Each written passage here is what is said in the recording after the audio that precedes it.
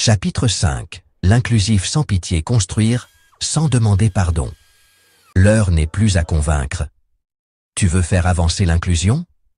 Arrête de demander la permission. Arrête d'attendre qu'on t'ouvre la porte avec le sourire.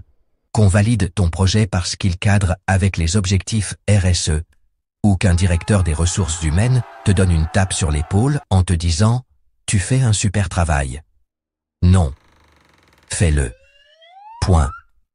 Parce qu'à force d'attendre l'adhésion, l'aval, la validation, on finit par se faire bouffer par le cynisme.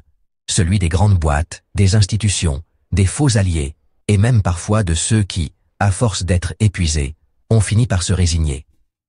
Alpha Concept IT n'a pas été créé pour proposer une alternative. Il a été fondé pour imposer une réalité. L'inclusion n'est pas un supplément d'âme. Tu veux changer les choses? Tu ne peux pas construire avec ceux qui vivent de l'exclusion. Tu ne peux pas faire une table ronde sur l'emploi des personnes handicapées, organisée par ceux qui licencient les téléopérateurs dyslexiques, à la première faute.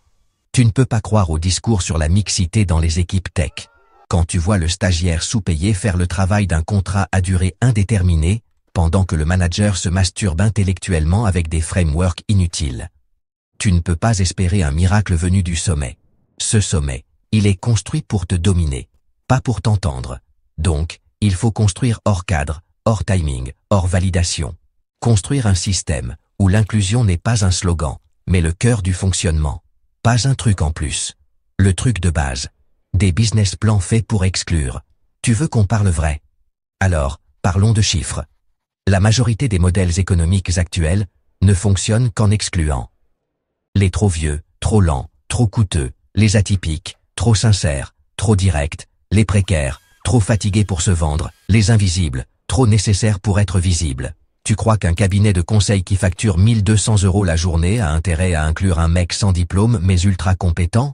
Tu crois qu'un recruteur qui filtre sur l'école a envie de remettre en question son algorithme de sélection? Non. Parce que le système tourne grâce à l'entre-soi. Et l'inclusion, dans ce monde-là, est un bug, pas une fonctionnalité.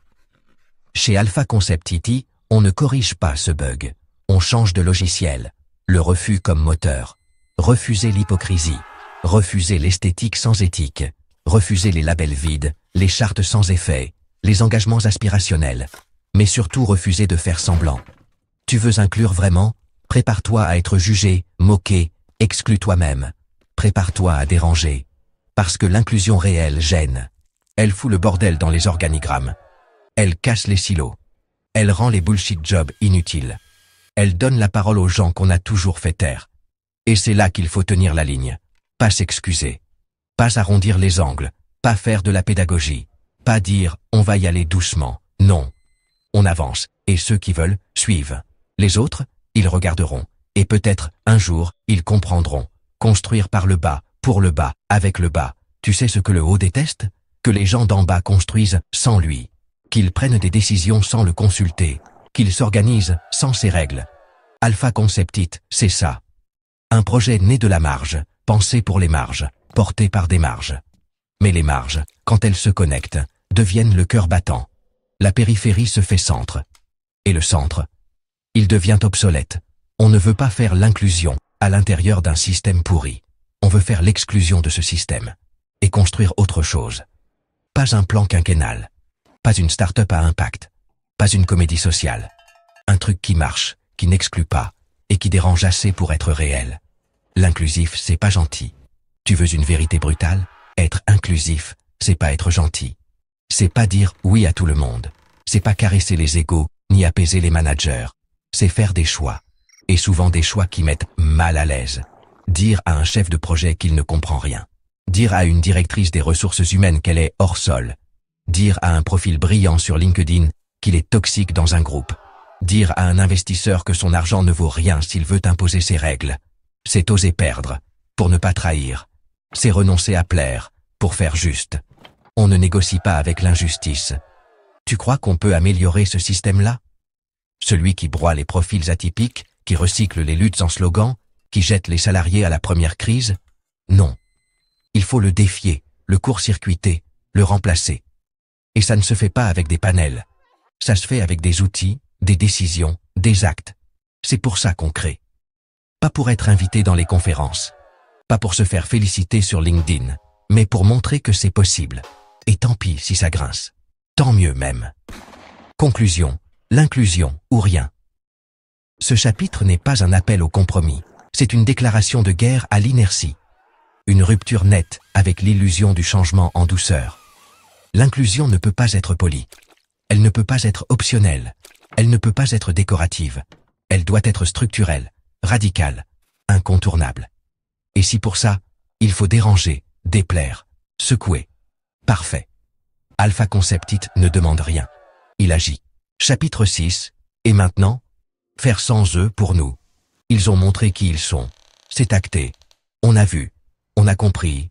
On a encaissé. Pendant des années, les grandes entreprises ont joué à l'entreprise inclusive. Elles ont fait semblant d'écouter. Elles ont collé des visages métissés sur leurs brochures. Elles ont embauché 2 profils diversité pour 200 postes standardisés. Elles ont organisé des mois de la diversité, avec des gâteaux colorés à la cafétéria. Elles ont fait parler des gens en fauteuil roulant dans leurs conférences, pendant qu'elles supprimaient discrètement les postes d'assistants techniques. Mais aujourd'hui, elles ne se cachent même plus. Elles coupent les budgets DUNI. Elles virent les responsables inclusion. Elles licencient massivement, surtout ceux qu'elles avaient utilisés comme vitrine. Et elles osent appeler ça réajustement stratégique. Non. C'est une trahison. Pas de leur image. De nous. On va le faire, mais sans eux. On ne quémandera plus une place à leur table. Parce que cette table, elle est bancale, pleine de miettes, et entourée de types qui ne comprennent rien à notre réalité. Tu veux une tech inclusive? Ne la demande pas. Construis-la. Tu veux une entreprise où chacun peut bosser sans devoir s'excuser d'exister? Ne l'imagine pas. Fonde-la. Tu veux un modèle économique où le handicap, la précarité ou le parcours chaotique ne sont pas des anomalies, mais des points de force? Alors on ne négocie pas avec ceux qui n'en veulent pas. On avance. Sans eux. Faire pour nous. Et faire autrement. Ce nous, c'est pas une tribu fermée. C'est pas un club. C'est les laissés pour compte qui bossent 2 fois plus pour prouver qu'ils valent autant. Les invisibles qui savent coder, soigner, enseigner, réparer, mais qui n'ont pas le bon CV. Les atypiques qui pensent vite, parlent mal, mais comprennent tout. Les introvertis qu'on n'a jamais promus. Les jeunes trop pauvres pour faire un stage non rémunéré. Les vieux trop chers pour rester.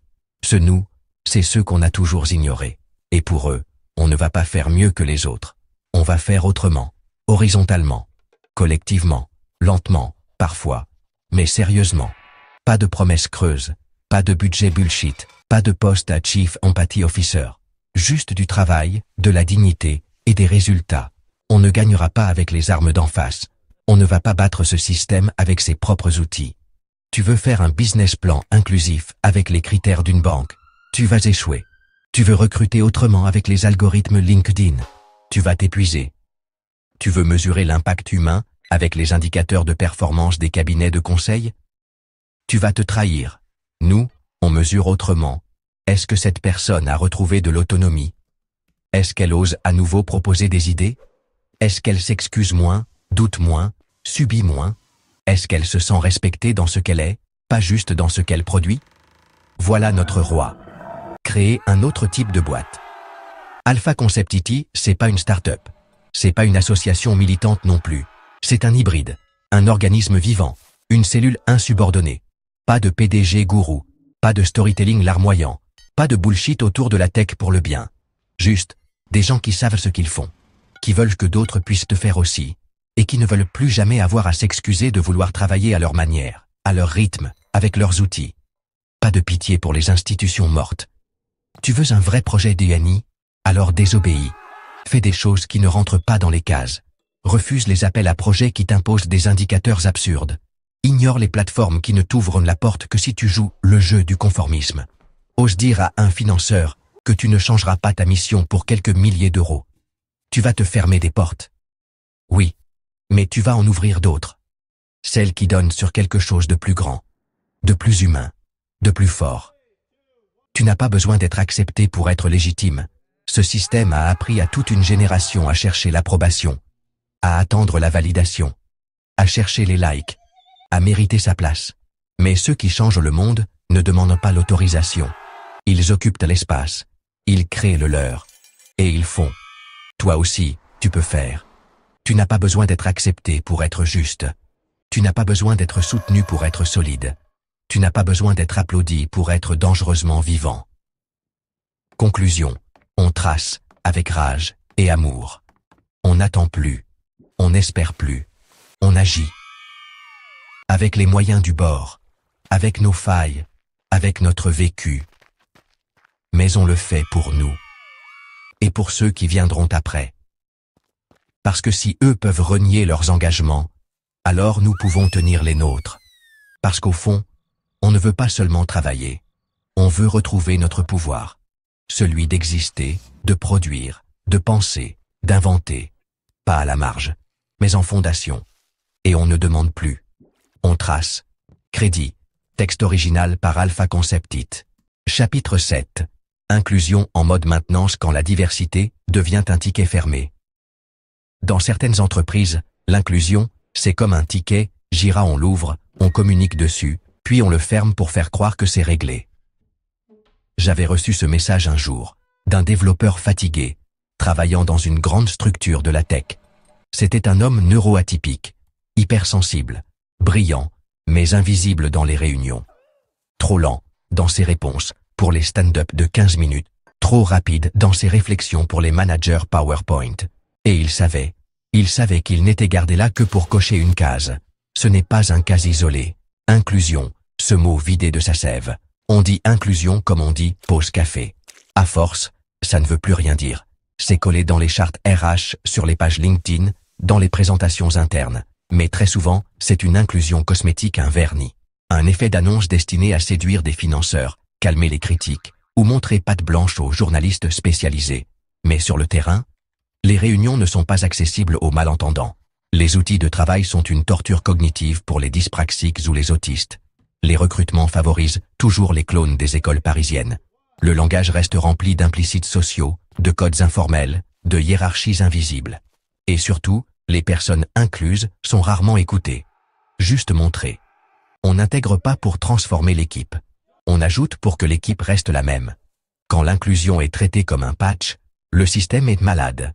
Mais au lieu de corriger le cœur du logiciel, on ajoute des rustines. Un poste, Chief Diversity Officer, sans pouvoir réel. Une formation annuelle obligatoire, faite en visio, avec des slides désuets. Une campagne de sensibilisation, sponsorisée par les pires directions. Et dès que la crise passe, on clôt le ticket. Inclusion déployée, merci de ne pas rouvrir ce sujet. Mais nous, chez Alpha Concept IT, on ne ferme pas ces tickets.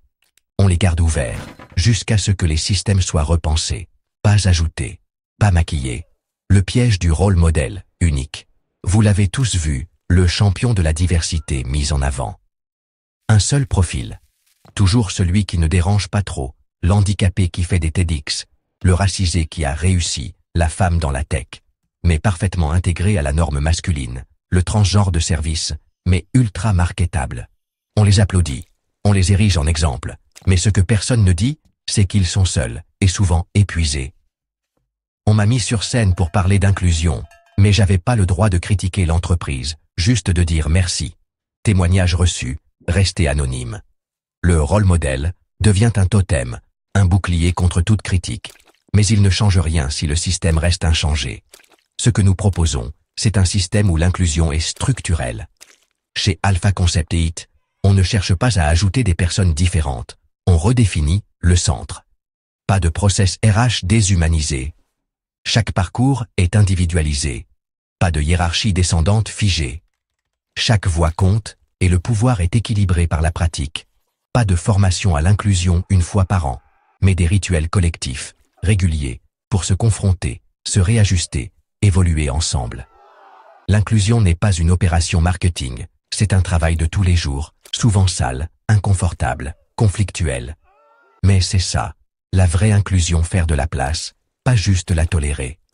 Ce que vous pouvez faire, à votre échelle, laissez les tickets ouverts. Ne clôturez pas les problèmes d'inclusion une fois un événement passé. Continuez à écouter. Décentralisez le pouvoir. Ce sont les gens concernés qui doivent avoir la main sur leur intégration, pas les communicants. Évitez les héros solitaires. L'inclusion ne tient pas sur les épaules d'un ou deux individus exemplaires. Elle repose sur des collectifs solides. Acceptez l'inconfort. Il n'y aura pas de vraie inclusion sans malaise. Apprenez à l'habiter, pas à le fuir. Conclusion. Ne nous incluez pas. Ouvrez-nous les portes. L'inclusion ne consiste pas à nous inviter à votre table. Elle consiste à détruire la table et à en construire une nouvelle, ensemble. Une table où les chaises ne sont pas toutes identiques, où les voix ne sont pas calibrées et où la valeur ne se mesure pas à la conformité. Nous ne voulons pas être vos exceptions, nous voulons être la norme d'un autre monde. Chapitre 8. Conclusion. Colère froide et espoir construit. Pourquoi la tech ne se réformera pas toute seule? Pourquoi on doit construire autre chose? Alpha Conceptit. Non pas une réponse, mais un début de réplique. On nous demande souvent, pourquoi tant de rage? Parce que ce n'est plus une colère chaude, aveugle, brute. C'est une colère froide, stratifiée, informée. Une colère qui a vu les comités se réunir, les cabinets conseiller, les labels fleurir, et rien changer. Une colère rationnelle, née de l'observation clinique d'un monde qui parle d'inclusion, mais exclut les profils atypiques dès la lecture du CV. Célèbre la diversité, mais sélectionne sur le même moule socioculturel. Prône l'accessibilité, mais développe des outils uniquement pensés pour des gens en bonne santé mentale, rapides, extravertis et normés. Cette colère-là, on l'a trop souvent traitée comme un trouble, une gêne, une déviance. Mais elle est nécessaire. La tech ne se réformera pas seule. Elle est construite pour résister. La tech s'est construite sur des mythes. Le mythe du génie solitaire, qui écrase tout sur son passage. Le mythe de la méritocratie, qui justifie toutes les inégalités. Le mythe de la neutralité technologique, qui cache les biais les plus massifs. Le mythe du progrès pour tous, alors qu'il profite toujours aux mêmes. Ces mythes sont puissants, parce qu'ils sont utiles. Ils protègent une caste, une culture, une rente cognitive. Et surtout, ils protègent un modèle économique. Un modèle qui n'a aucun intérêt à accueillir les lents, les douloureux, les silencieux, les différents. Parce que les intégrer, ce serait revoir toute la chaîne. Ce serait perdre en efficacité apparente.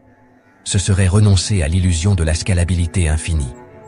La tech mainstream ne veut pas se réformer. Elle veut s'auto-féliciter d'avoir changé, sans rien toucher de fondamental. Alors il ne faut pas corriger. Il faut bâtir ailleurs. C'est dur à accepter, surtout quand on y a cru. Quand on a travaillé dedans. Quand on a donné des années. Quand on a espéré pouvoir infléchir la trajectoire. Mais non, la transformation ne viendra pas des géants, pas des consultants, pas des RH diversité sous contrôle, pas des panels DEI qui coûtent une fortune et validons l'existant. La transformation viendra des marges, des zones non rentables, des gens qui n'ont plus rien à perdre, des collectifs qui n'ont pas peur de casser, rater, recommencer, et c'est là que nous arrivons. Alpha Conceptit, non pas une réponse, mais un début de réplique. Nous ne sommes pas une start-up à impact. Nous ne sommes pas un think tank. Nous ne sommes pas un projet inclusif de plus. Nous sommes une réplique, dans les deux sens du terme. Réplique comme réponse. À cette violence froide, souriante, institutionnelle. À cette mise à l'écart maquillée en neutralité. Réplique comme séisme. Modeste pour l'instant, mais structurée, profonde, tenace. Nous ne voulons pas faire mieux que la tech actuelle. Nous voulons faire autrement. Une organisation horizontalisée, où les voix techniques ont le dernier mot sur l'humain, pas l'inverse. Un système de reconnaissance qui valorise les actes, pas les rôles. Des outils conçus par et pour les différents, pas adaptés après coup. Des pratiques de gouvernance fondées sur la confiance, l'explicite et l'autonomie, pas sur la peur, le flou et la hiérarchie molle. Notre objectif n'est pas de prouver que nous sommes capables. Il est de montrer que le système actuel n'est pas viable. On ne va pas frapper à la porte des grands groupes pour qu'ils nous incluent. On va construire un autre bâtiment, avec d'autres normes, d'autres fondations. Et si on nous suit, tant mieux. Mais sinon, on avancera quand même. Parce que nous sommes nombreux, fatigués peut-être, mais clairs et décidés. Ce n'est pas un manifeste, c'est un point de départ. Ce que nous proposons n'est pas parfait. Ce n'est pas une solution miracle, mais c'est vivant, c'est mouvant, c'est possible. Nous ne voulons pas casser la tech. Nous voulons l'arracher à ses dogmes, Et pour ça, il faut commencer là où elle ne regarde pas, dans le silence des invisibles. Et maintenant, rejoignez-nous. Pas pour nous aider, mais pour construire avec nous. Pas pour faire joli, mais pour faire juste, et pour faire autrement. Parce que l'inclusion, ce n'est pas un objectif. C'est une méthode de reconstruction.